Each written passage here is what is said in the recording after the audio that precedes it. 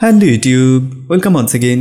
এই সিরিজের আগের ভিডিওতে আপনি যেমন জেনেছেন পারমাণবিক বিদ্যুৎ উৎপাদনের উপাদানগুলো কি কি, কিভাবে কাজ করে এবং কিভাবে আমরা সেখান থেকে বিদ্যুৎ উৎপাদন করতে পারি। আজকের ভিডিওতে আমরা জানব পারমাণবিক বিদ্যুৎ কতটা নিরাপদ, কতটা ঝুঁকিপূর্ণ, এখন পর্যন্ত পারমাণবিক দুর্ঘটনার কারণে কি পরিমাণ মানুষের মৃত্যু হয়েছে, অথবা পরমাণু বিদ্যুতের কারণে পৃথিবী জুড়ে কতগুলো মানুষের জীবন রক্ষা পেয়েছে। পারমাণবিক বিদ্যুৎ কেন্দ্র থেকেই কি পারমাণবিক বোমা তৈরি করা সম্ভব কিনা, এমন সব খুঁটিনাটি উত্তর সবকিছুই পাবেন আজকের ভিডিওটিতে। জানতে চাইলে পুরো ভিডিওটি দেখুন অ্যান্ড ততক্ষণ পর্যন্ত আমাদের চ্যানেলটি সাবস্ক্রাইব করে নিন অ্যান্ড বেল আইকন ক্লিক করে রাখুন যেন কোনো ভিডিও মিস না হয়ে যায়। আমাদের সবগুলো ভিডিও ফেসবুকে পেতে আমাদের ফেসবুক পেজটি লাইক দিয়ে সঙ্গে থাকুন। এনজয় করুন পুরো ভিডিওটি।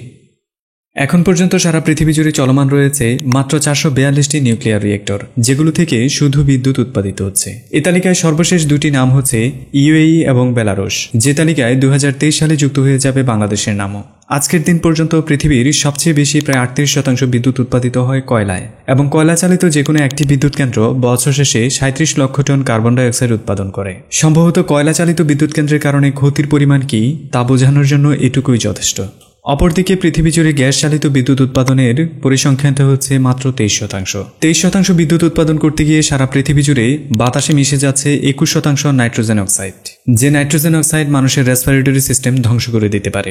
এর বাইরে বিদ্যুৎ উৎপাদনের জন্য বাকি অপশনগুলো হচ্ছে হাইড্রো পাওয়ার, সোলার এবং উইন্ড, যার সবগুলোর নিয়ন্ত্রণ প্রকৃতির উপর, মানুষের হাতে যার নিয়ন্ত্রণই নেই। সো আলটিমেটলি মানুষের হাতে খারাপের মধ্যেও সবচেয়ে ভালো একটা অপশন রয়েছে, সেটা হচ্ছে নিউক্লিয়ার এনার্জি।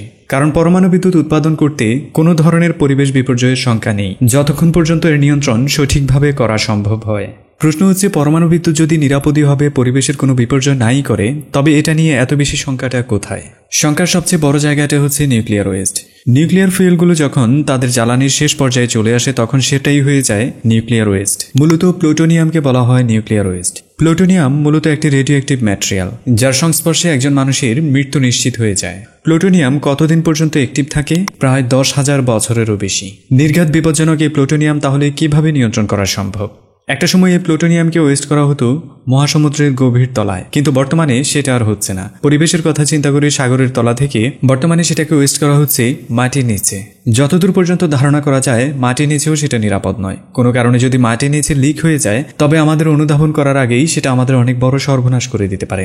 যেমনটা ক্যান্সার প্রাথমিক স্টেজে ধরা না পড়লে শেষ দিকে এসে চিকিৎসা করেও রক্ষা করা যায় না। নিউক্লিয়ার ওয়েস্ট প্লুটোনিয়ামের ভয়াবহতা সম্পর্কে যদি আরো বেশি ধারণা পেতে চান, তবে নেটফ্লিক্সের ডার্ক সিরিজটি দেখে নিতে পারেন, যেখানে খুব ভালোভাবে বুঝিয়ে তুলে ধরা হয়েছে নিউক্লিয়ার ওয়েস্টের ভয়াবহতা। কোনোভাবে কি নিউক্লিয়ার ওয়েস্ট পুনরায় ব্যবহার করা যায়? উত্তর হচ্ছে ইয়েস। প্র্যাকটিক্যালি নিউক্লিয়ার ওয়েস্ট রিইউজের পরিমাণ খুব দ্রুত বৃদ্ধি পাচ্ছে, এবং সেটি অত্যন্ত দামিও। পৃথিবীতে যেখানে প্রায় 450 পরমাণু চুল্লি রয়েছে, সেখানে মাত্র 3টি রিসাইক্লিং প্লান্ট রয়েছে সারা বিশ্ব জুড়ে। উদাহরণস্বরূপ ফ্রান্সের লা আগ রিসাইক্লিং প্লান্টের কথাই বলা যায়, যে প্লান্ট বছর শেষে প্রায় 1200 টনের বেশি ইউরেনিয়াম ফুয়েল রিসাইক্লিং করে থাকে।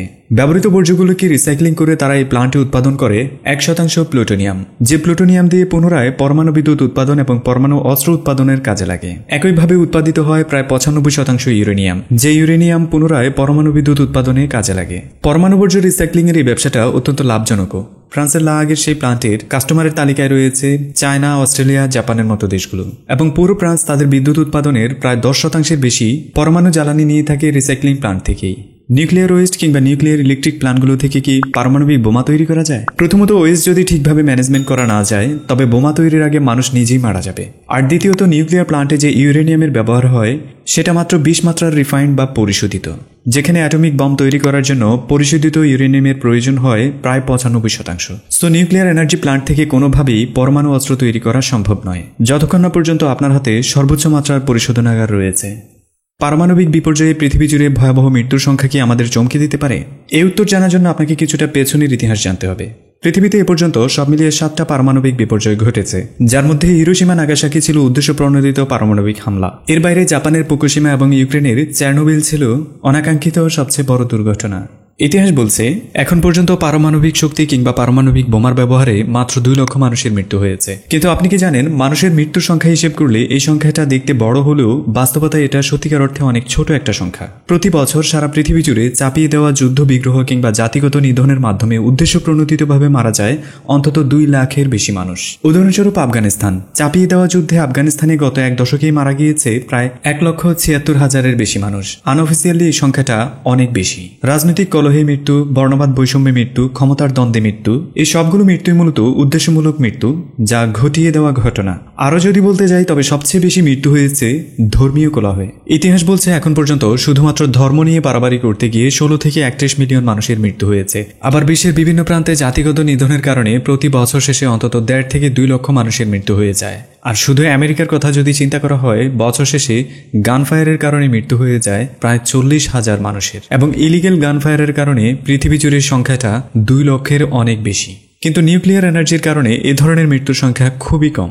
নিউক্লিয়ার এনার্জি বা এর তেজস্ক্রিয়তা নিয়ে মানুষ যে পরিমাণ ভয় পায়, সে পরিমাণ ভয় যদি ধর্ম, রাজনীতি কিংবা চাপিয়ে দেওয়া অনৈতিক কর্মকাণ্ড নিয়ে ভয় পেত, তবে পৃথিবী অন্যান্য যে কোনো দিক থেকে অনেক বেশি নিরাপদ হয়ে যেত।